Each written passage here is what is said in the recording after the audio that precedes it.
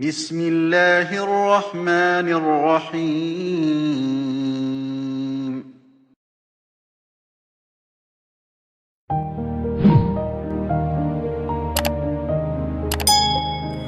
Assalamualaikum warahmatullahi wabarakatuh. Alhamdulillah ma'ba'duh. Anak-anakku yang Pak Guru banggakan, bagaimana kabar kalian hari ini? Mudah-mudahan tetap dalam keadaan sehat walafiat. Begitu pula Bapak Ibu Guru yang ada di sekolahan, doain ya kita semuanya tetap dalam keadaan sehat dan besok kita bisa berjumpa kembali di dalam kelas juga dalam keadaan sehat pula. Anak-anakku yang Pak Guru banggakan, hari ini Pak Guru mau menyampaikan pada kalian tentang review materi ibadah yang kemarin saat semester 2 sudah kita pelajari bersama.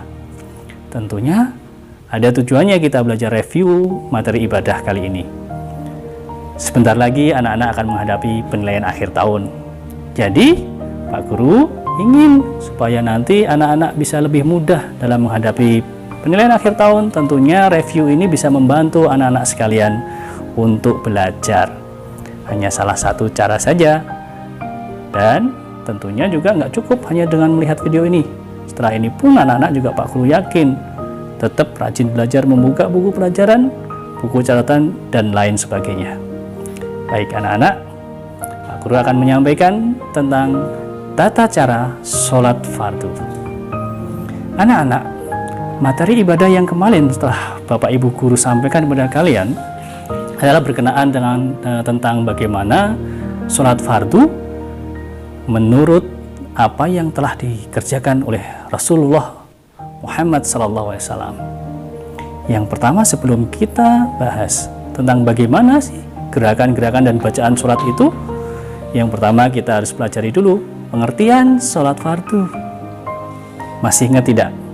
Apa sih arti sholat itu? Apa? Iya betul nak. Arti sholat menurut bahasa adalah doa.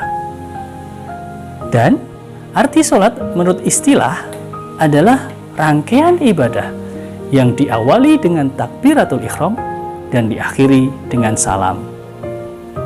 Nah, setelah pengertian, maka kita ke hukum sholat itu sendiri.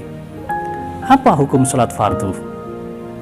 Namanya sholat fardu, maka hukumnya adalah fardu ain ataukah wajib. Jadi sholat fardu ini adalah harus dikerjakan. Bersifat wajib, artinya jika kita mengerjakan sholat fardu, maka kita akan mendapat pahala dari Allah. Tetapi apabila kita tidak melakukannya, kita akan menjadi orang yang berdosa. Jadi anak-anak, wajib kita kerjakan sholat fardu sehari semalam. Selanjutnya anak-anakku, sholat fardu adalah ibadah yang lebih utama dikerjakan secara berjamaah. Apa keutamaannya? Jika kita mengerjakan sholat fardu secara berjamaah, maka pahalanya adalah sebesar 27 kali lipat daripada kita mengerjakan sholat tersebut secara sendiri. Nah, sekarang Pak Guru mau tanya sama anak-anak, ada berapa macam sholat fardu sehari semalam itu? Ayo, berapa? Berapa? 5. Betul sekali. Ada 5 waktu sholat fardu sehari dan semalam yang harus kita kerjakan. Mari kita sebutkan bersama-sama. Apa saja itu? 1. Sholat subuh. Ada berapa rakaat? 2. Yang kedua, sholat zuhur. Betul. Ada berapa rakaat? Berapa? 4 rakaat. Kemudian yang ketiga, sholat sore hari, sholat asar. Sholat asar ada berapa rakaat? 4 rakaat juga. Masuk ke waktu petang, kita harus mengerjakan sholat lagi. Sholat apa itu namanya? Maghrib. Betul sekali nak. Tanda waktu juga buka puasa. 3 rakaatnya. Dan yang terakhir, di malam hari kita juga harus mengerjakan sholat isya. Jumlah rakaatnya ada berapa?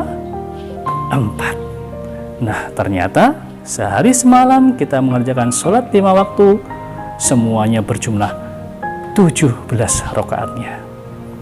Anak-anakku sekalian, sekarang kita belajar tentang tata cara sholat fardu, bagaimana gerakan dan bacaan sholat fardu yang sudah diajarkan dan dicontohkan oleh Rasulullah Muhammad SAW kepada kita semuanya. Karena Nabi juga bersabda, "Shallu kama ra'aitumuni usolli." Sholatlah kalian sebagaimana kalian melihat aku sholat. Jadi ternyata kita sholat itu harus meniru apa yang telah dilakukan oleh Nabi Muhammad SAW.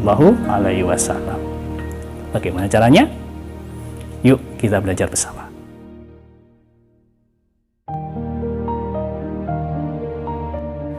Sholat sesuai Nabi Muhammad SAW. Sesuai hadis Nabi tadi, anak-anak, Pak Guru akan menyampaikan paling tidak ada 10 gerakan-gerakan sholat dan juga nanti ditambah beberapa hal. Kita urutkan ya bersama-sama. Yang pertama, sholat fardu diawali dengan niat. Tentunya niat yang baik itu adalah niat yang ada di dalam hati, ikhlas untuk mengerjakan sholat hanya karena Allah. Yang kedua, sholat diusahakan dengan berdiri tegak, tentunya bagi yang mampu.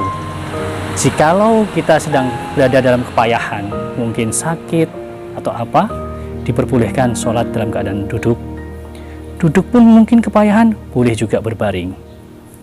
Berbaring untuk menggerakkan badan, tangan, kepayahan, boleh kita menggunakan isyarat berupa kedipan mata dan sebagainya. Itu yang kedua. Yang ketiga, gerakan sholat yang ketiga adalah takbiratul ihram. Ini merupakan gerakan wajib. Takbir yang wajib dikerjakan sebagai penanda kalau sholat sudah dimulai.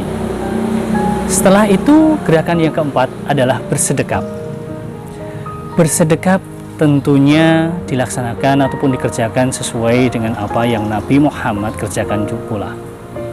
Tangan kanan berada di atas tangan kiri dan kedua tangan, telapak tangan berada di depan dada kita masing-masing. Kemudian gerakan setelah itu adalah gerakan rukuk, di mana gerakan rukuk adalah ketika tangan memegang lutut, kemudian punggung membungkuk, serta pandangan ke arah tempat sujud. Dengan posisi rukuk yang sempurna, pastilah punggung kita lurus lebih kurang 90 derajat.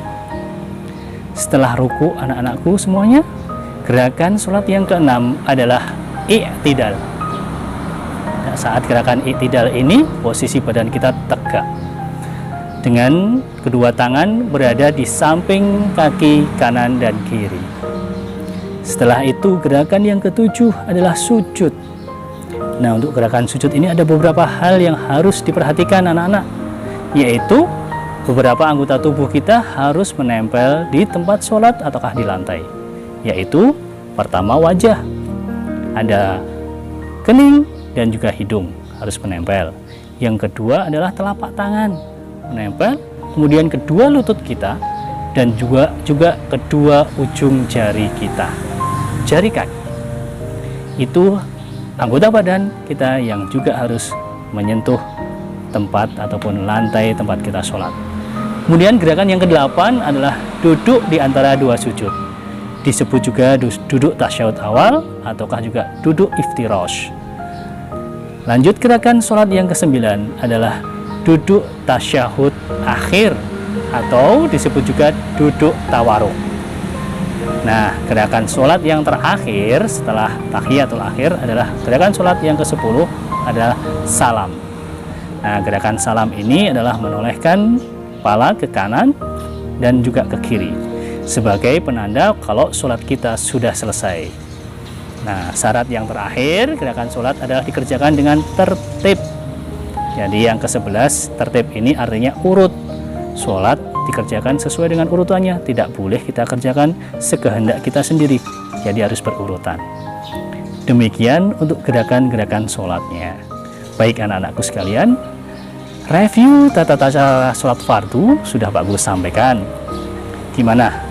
Sudah agak ingat ya pelajaran-pelajaran yang kemarin disampaikan Bapak Ibu Guru di semester 2? tentang ibadah.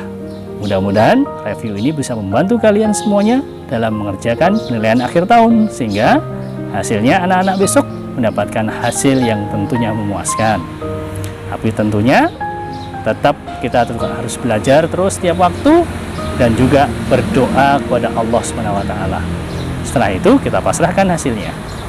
Nah, anak-anak, yang terakhir Pak Guru akan memberikan tugas kepada kalian semuanya. Untuk tugas ibadah kali ini dari Pak Guru adalah ada 2. Yang pertama, anak-anak, nanti anak-anak tolong besok pagi kerjakan sholat duha 2 rakaat. Nah, saat sholat duha tersebut, nanti tugasnya beritahukan kepada orang tuamu, atau boleh juga kakak atau siapa yang ada di rumah, untuk mengambil gambar atau memfoto kalian saat kalian melakukan sholat tersebut. Ada 3 gerakan sholat yang harus difoto, yaitu yang pertama, gerakan saat bersedekap seperti apa. Kemudian yang kedua, ambil fotomu saat nanti kalian melakukan gerakan ruku. Dan yang ketiga, foto juga kalian saat melakukan gerakan sujud. Nah, itu tugas yang pertama. Kemudian tugas berikutnya yang kedua adalah foto-foto tadi silahkan ditunjukkan kepada orang tuamu. Kemudian kalian bahas bersama orang tua, apakah gerakan kalian saat sholat untuk gerakan bersedekap, rukuk dan sujud tadi sudah betul menurut orang tuamu, ataukah mungkin juga ada nasihat, saran-saran dari orang tuamu tentang gerakan-gerakan sholat yang kalian lakukan. Bagaimanakah masukan-masukan dari orang tuamu, ataukah bagaimana biar nanti gerakan kalian bisa sempurna? Dengarkan dan patuhi nasihat dari mereka ya. Baik anak-anakku, demikian untuk review ibadah kali ini. Pak Guru ucapkan terima kasih sudah menyaksikan video ini. Mudah-mudahan bermanfaat buat kalian semuanya. Akhirul kalam, assalamualaikum warahmatullahi wabarakatuh.